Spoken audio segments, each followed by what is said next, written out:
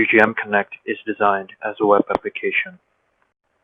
This is to take advantage of the functionalities offered by the Internet technology to connect academia through the virtual environment during the COVID crisis. But in its basic format, HTML plus CSS can only produce static websites. JavaScript is the engine that enables websites' dynamic and responsiveness. React is a JavaScript library that is specifically used to build web user interfaces. It is none other than the tech giant Facebook themselves, who released React.js in 2011 as a new approach to speed up and ease up JavaScript implementation. This is done through the implementation of three principles.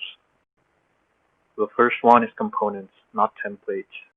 React's architecture is based on component making. React components are loosely coupled and highly cohesive. The second one is re-render, only on update.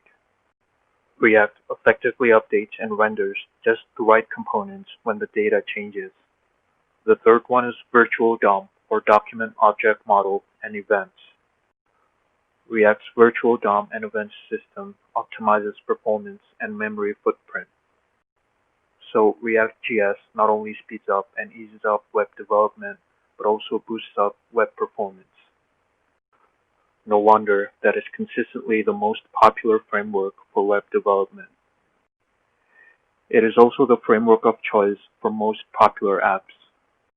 We will also discuss how we implement React when we look closer into the code. When it comes to backend development, there's nothing close to what Firebase has to offer. Firebase is a backend as a service, or BaaS, that started as an independent startup and grew up into a next-generation app development platform after acquisition by Google Cloud Platform.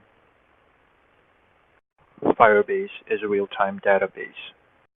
Firebase offers real-time data service on cloud that can be accessed globally. Data synchronization happens automatically and instantly. But more than that, Firebase has a built-in authentication system. Firebase Auth supports OAuth 2 for Google, Facebook, Amazon, Twitter, GitHub, and many other authentication systems. The connection between the front end and the back end is accomplished by constructing Firebase.js. This is the piece of code generated by Firebase when we create an application project. It is the config of Firebase SDK to let the app interact with Firebase to perform actions like read and write real-time database data by gaining access to Google Cloud Platform resources, like cloud storage buckets and Cloud Firestore databases associated with the Firebase projects, as well as Firebase Auth tokens verification. The implementation of the authentication code itself involves only one line. With that code inserted, Firebase will take care of the authentication process with Google account. Hello, today I'm going to be going through our Practicum PPL project code, and I'm going to show you a rundown of the site and how everything works. So before I get started with that, I think we should explain the technologies we used for the project. Our project is mainly based off two main technologies, which is Firebase and React Redux. I'll be explaining Firebase, and React Redux will be explained by Seto. So Firebase is a service made by Google, and it basically serves as a place to develop web applications and mobile app applications. It has a database, it has authentication features, and it has storage, hosting, and many more options.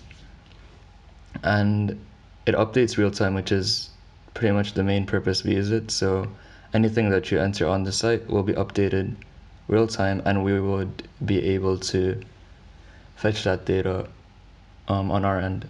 As you can see, it also provides analytics and other things. So I guess the first thing that you will see when you open the site is the dashboard page. After your login, of course, is the dashboard page. And if you look at the dashboard page, there are many things going on the screen.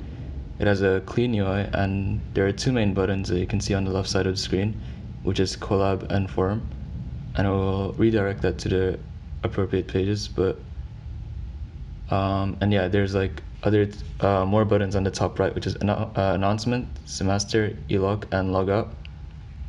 Announcements will go through the announcement page. Semester and elog will go through semester and elog.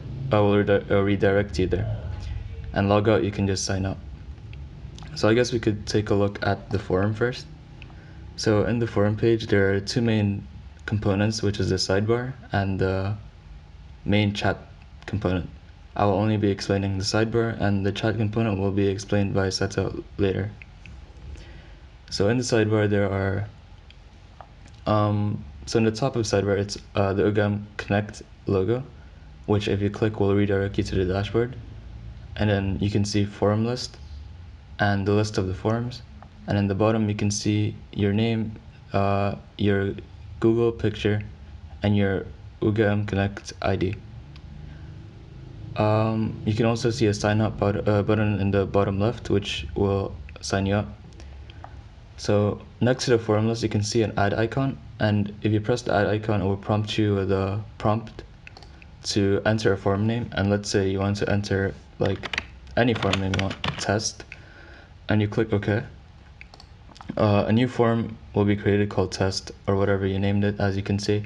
And if you open it, it will open the forum test. This is updated real time, as you can see. If I go to Firebase, you can see in the channels, if you go to the Firestore, you can see in the collections channels, you can see there's a new document added called test. So I guess before I go through the code for the sidebar, I should actually first explain how we implemented Firebase into our project. So if we look at the code on our React.js, you can see we created a file called firebase.js, and we imported Firebase Authentication, and the Firestore from Firebase. We created a constant called Firebase config, and we basically copied the config that was given from Firebase in the setup page. And we initialized the app, as you can see here, and we made it so it initializes off of the Firebase config. We also created a constant called database, which basically pulls out data from the Firestore, so we are able to update the page real time from the database. Now that I went through the Firebase implementation, let's look at the code for the sidebar. So if we go to the sidebar.js, it's actually built off of in the sidebar.js. There's actually also another component called sidebar channel, but let's start off with the sidebar.js. So in the sidebar.js, we basically have a use effect, and as you can see, it says db.collection channels, and this whole function, or this whole use effect, basically takes out the data from the Firestore or the database, and it takes out the document ID, the channel name, document ID and the channel name whenever a new one is created. As you can see, snapshot.docs.map, it basically takes out the ID and the channel name from the Firebase database. And then we created a add channel constant, which is the plus icon, and in this when you click the plus icon, it'll ask you to prompt for a new forum name, and that constant is the channel name. And you see there's an if statement. If they created a channel name, it will add a collection in the channels. It will add a document called that channel name. I guess to explain it better, let's say the prompt comes up, enter a name, forum name, as you saw before, and you type test. The channel name will be equal to test, and that channel will be added into the channels collection in the Firebase. So those are the two functions that are inside the sidebar.js, and we return all of this. So First, everything is under the main sidebar component. And first there's the sidebar top, which is basically the logo of the ugm-connect. And if you click it, as you can see, it links to the dashboard. Then there's the sidebar channels. And the sidebar channels basically just shows the title of the channel. That's why it says sidebar channels header. And yeah, it goes for the header. And then it has the plus icon, as you can see here, if you wanted to add a channel, and that will, on click, will run the handle add channel, which is the one that I previously explained. Then there's the channel list, which will also update real time from the database. Then there's a bunch of other icons. There's the sidebar profile, which shows the user photo, username, and the user ID, all from the Google Authentication system. And then there's a sign out button, which on click will sign you out of the page. Next, I think we should go back to the dashboard and we should look at Collab. So Collab is pretty simple. As you can see from the page, there are three main icons: Google Meet, Zoom, Microsoft Teams, and at the top right there are more redirects to Forum, Collab, and Dashboard. But yeah, it's a pretty simple page and the UI is pretty clean. And yeah, let's look at the code. It's actually pretty simple. If you look at the Collab link, collab.js, sorry, it's just a bunch of link to the appropriate pages. So if you click forum, it links to your forum. If you click collab, link you to collab, and etc. And also for the Zoom, Meet, and Teams, it also link you to their appropriate pages. As you can see, if I were to click Zoom, or if I click Meet and Teams, if you open those in new tabs, it will link you to the appropriate pages. Let's go back to the dashboard and let's open up announcements. So in the announcements page, just wait for a load of it. As you can see, there are announcements from a bunch of our group members, and there are also redirects the forum collab dashboard.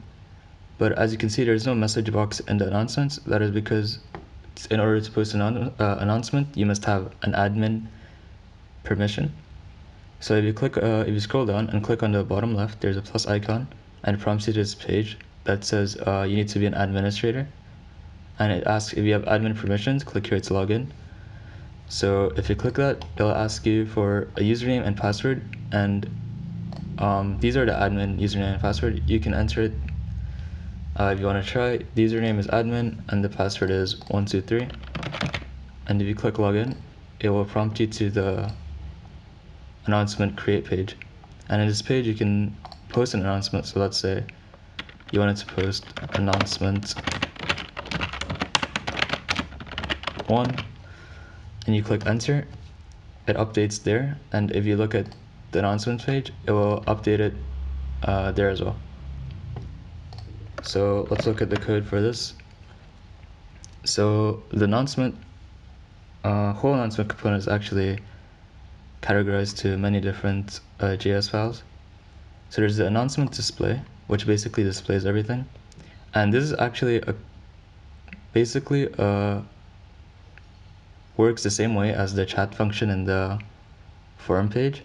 It will so in the announcement display page, it will take out the messages from Firebase, and it will order it in ascending order with the timestamps. And yeah, we'll just take the message there if a message is created or a new document is created. And yeah, that's basically how we get the messages on the announcement page. And it returns basically just the user, the message, and the timestamp. And yeah, that's all that the page returns. And then if you look here in the bottom, if you click the plus icon on the bottom left, it will link you to the /unauthorized page, which will redirect you to the unauthorized.js. If you look here. And the unauthorized.js is just a page that tells you that you need administrator access. And if you have admin permissions, click here to login. It will link you to the announcement login. So in the announcement login.js, it's basically a code that checks if you are an administrator by checking if you have if you have the required user ID and the user password. As you can see here, we have a handle form change that checks that updates the username and the password you input, and if it matches the login that is required, which is admin and 123.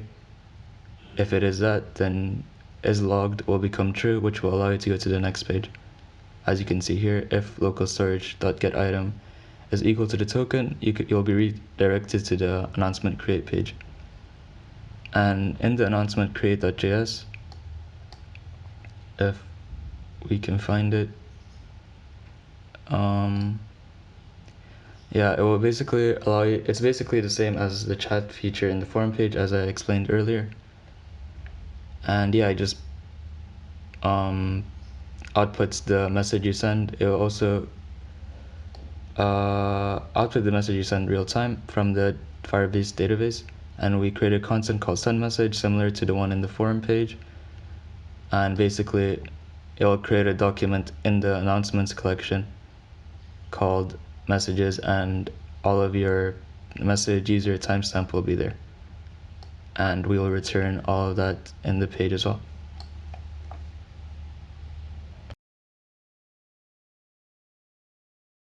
Alright, now I'm going to talk about the UI UX elements of our software, specifically more on the user interface side. We decided that we want to make something more minimal and more eye-catching to the audience. So the software I've used for preference is called Figma, which is a designer's tool meant for UI and UX project endeavors. As you can see, I've already made a project here for our software development. And if we just go ahead and zoom in, we get to see all the projects we've worked in. Now our software comprises of several different pages, namely the Collab section, the forum section, the dashboard section, login section, and the announcement section, as per our DFD protocol shown in earlier business plans and tugas. So why don't we go ahead and start with the UI trends that we decided to follow. So when creating our software, we made sure to specifically follow the latest UI and UX trends 2020 as shown from the yellow video to ensure that it is up to date and stylistically modern as possible. We can confidently say that we have employed 5 out of 7 tactics shown in the video that best suits our main intention that we deliver to the user. With this in mind, we believe that we have created a suitable user interface that is sleek, modern, minimalist, and most importantly, fun, while keeping in mind the overall theme and functionalities the website was meant to encompass in the first place.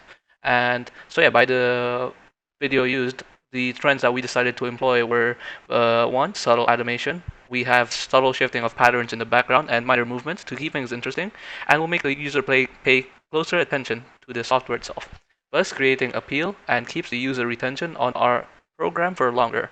Second is neomorphism.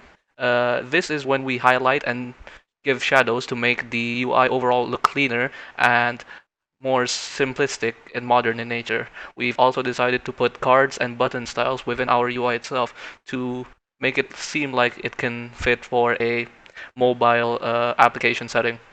But as of now, our software is primarily web-based. And third is large imagery and icons. Most elements from the websites are large and bold to bring the user's attention in order to dominate the website with minimalism design to create contrast from the text. Fourth is humanity. Each art is vectorized into parts, so we've created the art so that based on shapes, because it's minimal, this is so that they could be vectorized and scaled as large as we want it. So we are vectorized into parts so it can be digitally altered to specific needs and add a personal touch, allowing for constant minor improvements to the overall art design down to its most specific detail. And fifth, but last not least, is the distinctive art direction. We decided to follow a bright blue, yellow, and white color scheme, as this provides a minimal, colorful, contrasting pop to the software, and still sticks to the main ugm theme, which is, as you might know, is also blue, yellow, and a whitish appearance. And yeah, with all these in mind, let's move on to each separate element. So we'll go ahead to the logo. So for the logo, I had in mind, I'd stick to the custom design profile that I've said before. So it's a mixture of blues, light blues, whites, grays, and yellows to first of all create the text logos for our program. This is something that could be shown as a header that's popping and eye-catching to the user. So we decided to name our software ugm-connect, as our main intention is to connect both students and professors through an online social platform. And by having the UGM name into it, it associates it directly with the education aspect of our software. And yeah, moving on, this were the logo designs I've created for the UGM Connect logo concepts. And moving on, this was the initial logo. I decided to just open a text editor and overlay two fonts together and see what happens. So you can see that the C represents connect, and then the G represents the UGM part, and then the overlap will provide like a U, so UGC sort of. And prototyping with different ones, like more showing the UCG part. I decided that it's best to stay minimal and stay simplistic, since it's just a logo that will be shown either scaled up or small down. It has to be selectable and readable from a view. So it has to be, I decided it was CG, and yeah, these were the colors. And after that, I decided to go with different pattern inspirations, which I thought suits best for our type of logo that I was trying to convey, which is something that is large, bold, and distinctive neomorphism type look. So in that end, I decided to choose from these patterns and try to employ as inspiration and try to employ something similar. And what I came up with was with this one. The first iteration tend to be, I thought it looked too much. I thought it looked too distracting. There are too many things going on, which means it's not really that suitable for a logo. And then, so I moved on to this simple shape. It's just a cross section between a circle. I think it's mathematically pleasing and simple, and I put that as a background. So it's starting to take shape of what our logo starts to look like. I tried orientating it around, making it in different aspects and shapes. I even tried putting an M, but as you can see, it didn't really look as simple as I hoped. In the end, we stuck with these ones because it stuck with the overall blue and yellow theme of our project, and overall it was simple enough to be noticed from really far away.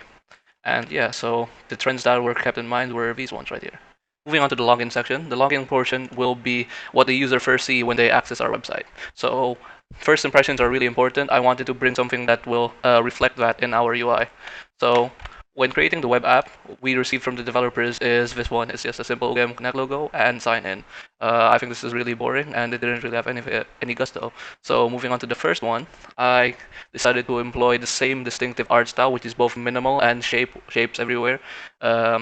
I think that this is a much better improvement to the initial one. As you can see, it has our header with the UGM Connect X logo as well as the main logo, and it has some easy links for people to choose. So in this case, it's like if you want to view our PDF report or this video I'm recording now or our actual project zip file with everything we need, it's right there. And since we have integrated Google with our login procedure, I made sure to put that as a highlight. So yeah, moving on. Whoops. Moving on to the aspect, I think that's the cards and button styles of the neomorphism. I decided to employ that by having it like that. But the first edition was sort of in its prototype stages. I thought it was too minimal and didn't have really anything to show for it. So I decided to move on to this login screen instead, which shows more what our forum is about. So this art style is big, bold, and straight to the point. And what's great is that it actually shows our forum in action and the types of things you could do in it. So this is our main part of the project. That's why the main highlight is this, and it's an actual screenshot of what our program is going to look like. And moving on here, this is just the button that says let's begin your UGM journey, become a part of UGM Connect. And UGM Connect is as a stylistic font just to keep it in mind with the readers much more easily.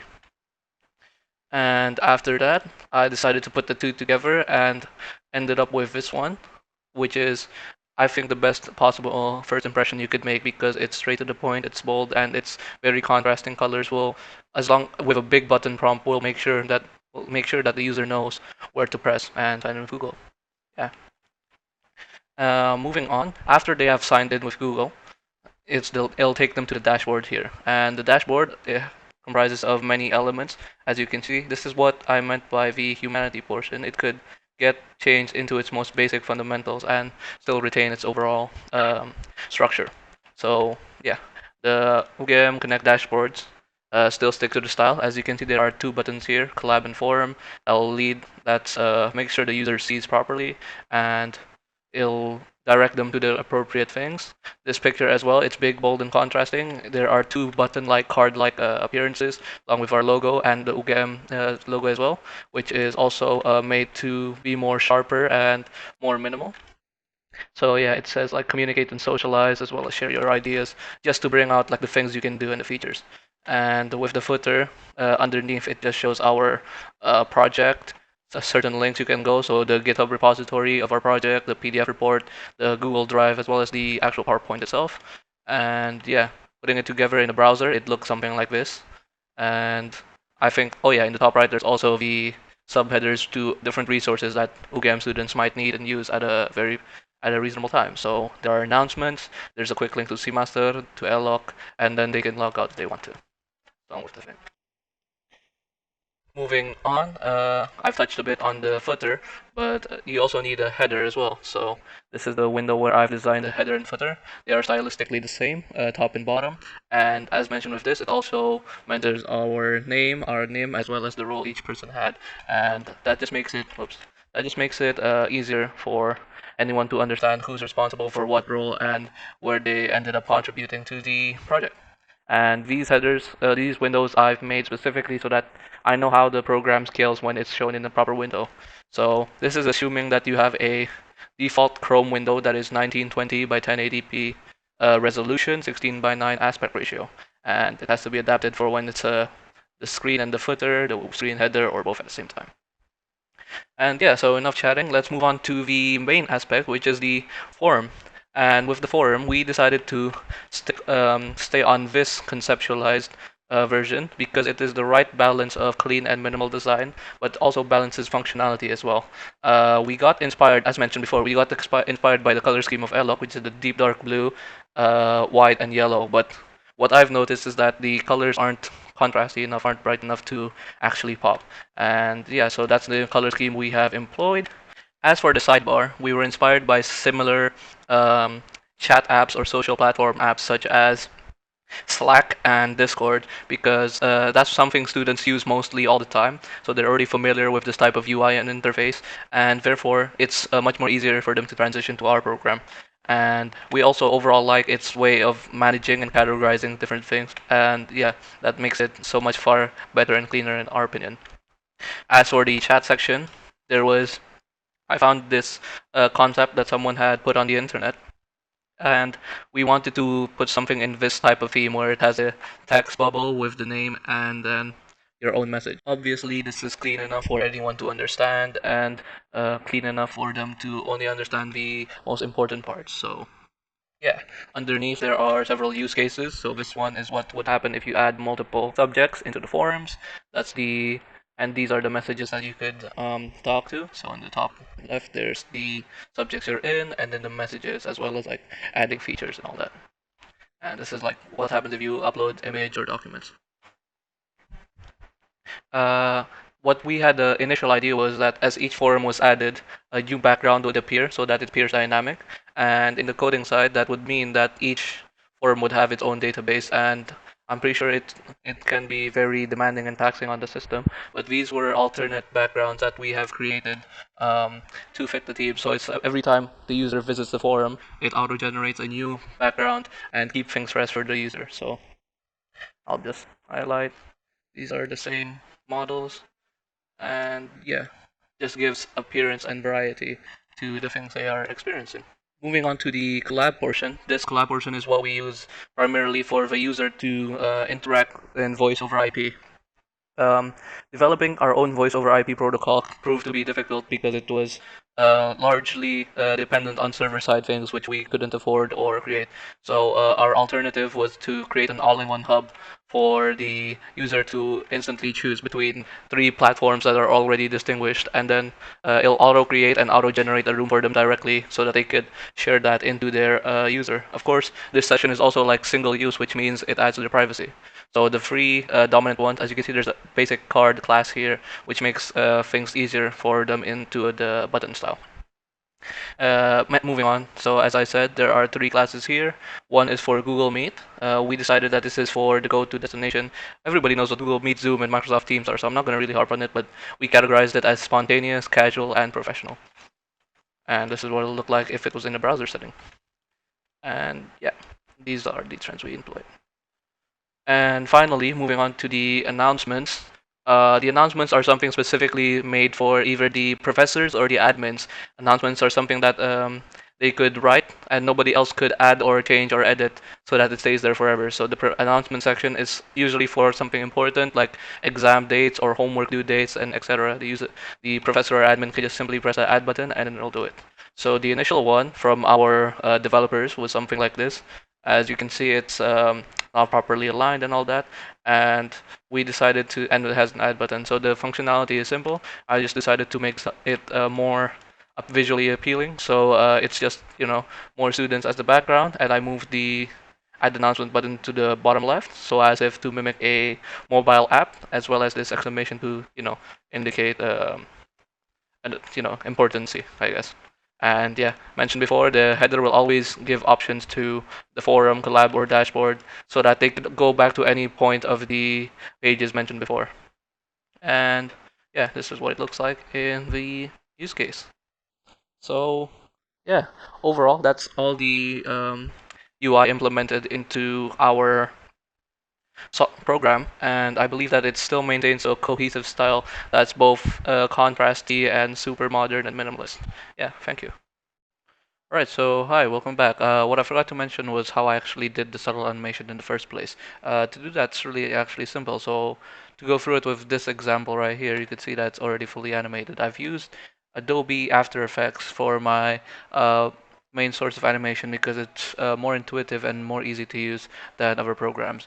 And as you can see, all it involves is keyframing each of the separate objects as parts and then just moving them little by little throughout the screen to give it a more dynamic effect. And it's really easy to do that in Figma specifically because when I've designed the um, website elements, like I've said, as part of humanity, I've made them into separable moving parts. And through this, you are able to directly just export the things that needs to be moved. So that's the background and then the items themselves. And then as once you've done that, you just put it into layers, add a composition, and then start keyframing. It's a tedious process, but the effort's well worth it, and that's how you get dynamic animations. So yeah, thank you again. Hello and welcome to our group presentation for the Software Development Final Project. And it is ugm-connect, an online messaging platform. My name is Dhean Adji W P. Our team consists of Rizkiaji Putro, Muhammad Aldihan B, Raphael O, Bong, and Ismail Seto Adi. So the project we created is for the promotion of academia, collaboration, and e-learning. Thus, our software must be able to accommodate many people on our platform. It can also be used as a social media for students to ask questions with other students or teachers. The platform has other features such as social media and can be used quite easily for people who may not be as adept with technology. We have conducted some test runs of our platform, and we conclude that our platform can be a groundbreaking project for academics in the near future. With the project we created, we hope this platform could bring the future to our academic community. So, as time has come by, technology has evolved rapidly and the demand of new tech also increased from a couple of years before. As a heavy tech company trying to come up with a new solution for a new gadget, software for academics is slowly diminishing as it can't keep up with the tech ages. Our group have realized that we need to improve academics by using the latest software and creating a platform where people could chat, video call, create a class, and send assignments by using a website and containing a large amount of people in it. Social media has been a large part of our society and will keep increasing as the time presses on, and it can boost the performance of the platform. What if we combine social media into an academic media? We think by doing so, we could increase the potential of academic platforms and become a popular thing and create a large group to improve the quality of academics on the internet. So our project motto is collaborate, corroborate, and connect through our database social platform. Great way to reach out and socialize with fellow colleagues and professors through the pandemic times. It's time to embrace the new form. This is a preview of the front page. So what do we offer? We offer two things, actually more than that, but the main thing that we sell is the Collab and the forum, where in the Collab we offer you for ways to host a meeting through Zoom, Google Meet, and Teams, where in the forum you can discuss about assignments and other related topics with your fellow students and or teachers. So our plan was, since education is the key to success with knowledge and people influences, students and lecturers have the ability to ask each other about the material for which to be used for learning. Message board is a product for lecturers to announce material, assignment, and schedule for students to see and acknowledge for them to use. Based on the research we conducted, students had a latency to forget or didn't know if there would be an assignment and failed to complete it. This also applied to lecturers who teach many classes and can't keep remembering all the materials they give to the students. A message board helps them to remember the assignments and give them easy access to information regarding the lecture, as well as allowing communications between the students and the lecturers. One could argue that Semester would have sufficed, but the problem with it is that its function is quite limited. You are able to see news and assignments, but you won't be able to ask more questions about it when and if you have a question. You'll be forced to open a separate app such as WhatsApp or write an email just to be able to inquire your questions. So our key of success is to save time and improve grades. Hopefully with the launch of the software, we'll be able to achieve just that. Our process design consists of many things. The first one is registering, channeling, sandboxing, alerting attachments. We have carefully thought out of to better display the features that we're planning to offer. These are the first 5, and the rest are interaction, social interaction, and more. So our user specifications, we have actually 5, but in the PowerPoint, it's only been shown 4. The first one is researchers, where this subdivision of the team who does extensive research on what goes into a messaging board and what standards do today's world expect in a general messaging board.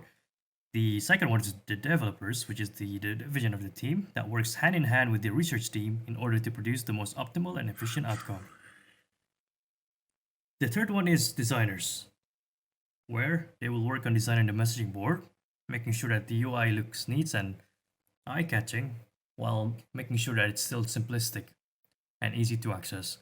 The fourth one is the testers, which is quite self-explanatory, to test and give us valuable feedbacks on the website.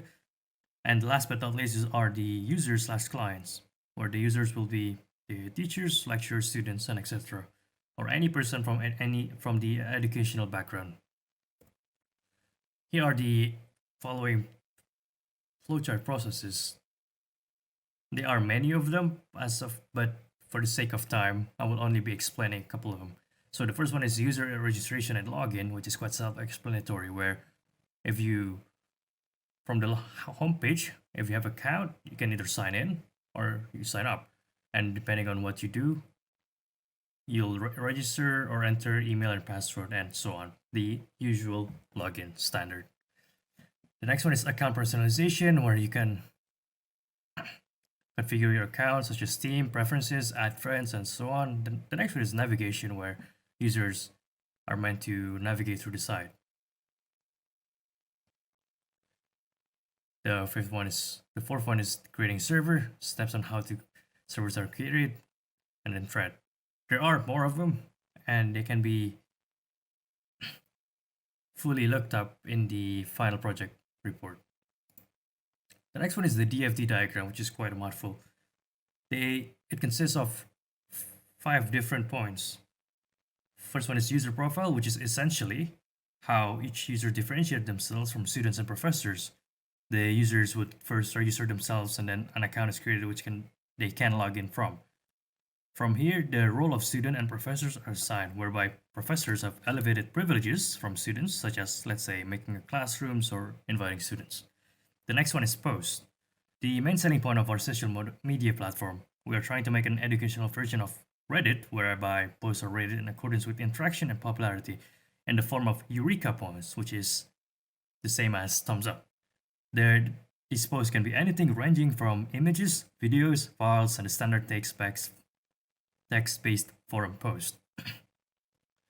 Next is the servers, where are the educational hub for all discussion. Both students and professors are able to make their own servers according to their own interests, and this is where the like-minded discussion and collaboration will take place.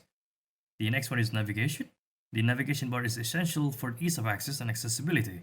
It will be at the top of the website, and users can use it to access the search bar, see important announcements, see the posts and servers they've joined and created, as well as edit their profiles.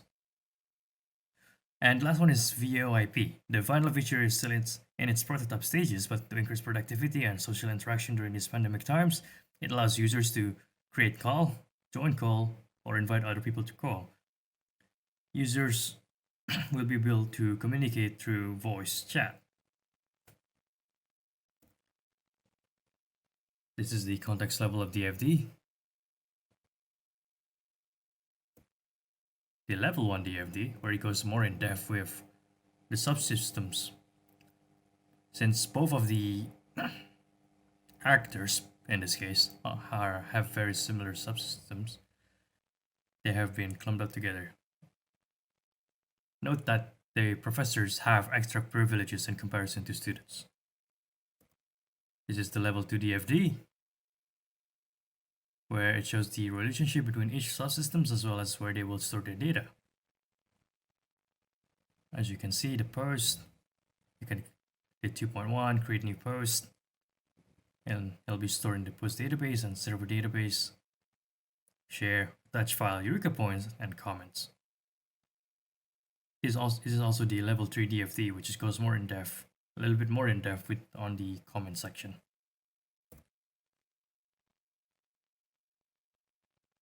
This is the rest of the subsystems, which are the post, the navigation, and the VoIP.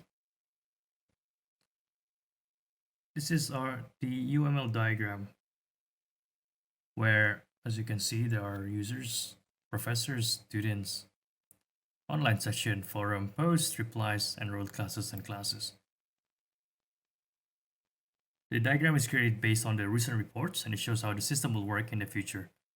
The first thing it will appear will be a forum which connects to posts and users. The forum has an option to create one, assign the roles of the users and the forum search bar, and etc. Users are divided into two, as before, students or professors, and professors have more privileges in comparison to students. Next, I'll be just showcasing you a bit of what the software would look like, or the website. This is the login UI, the first page where you click on the login. It'll redirect you into this page where you can sign in. The next one is the dashboard after you successfully log in, where you can then navigate your way through the various links that the website offers. The third one is the forum UI, which is how the forum would look like. For instance, in this case, Rizkiaji Putro have joined many classes or courses such as cyberpreneurship, artificial neural networks, and etc. You also notice that there is a voice chat right just below it. Then we have the Collab UI, which is when you click on the Collab button. It'll redirect you to a web page where it offers you 3 different video calling software that you may use as you prefer. And last but not least is the announcement UI, which is where important announcements will be kept. It'll vary from person to person depending on the servers that you have joined, followed, and etc. And that'll be it for me.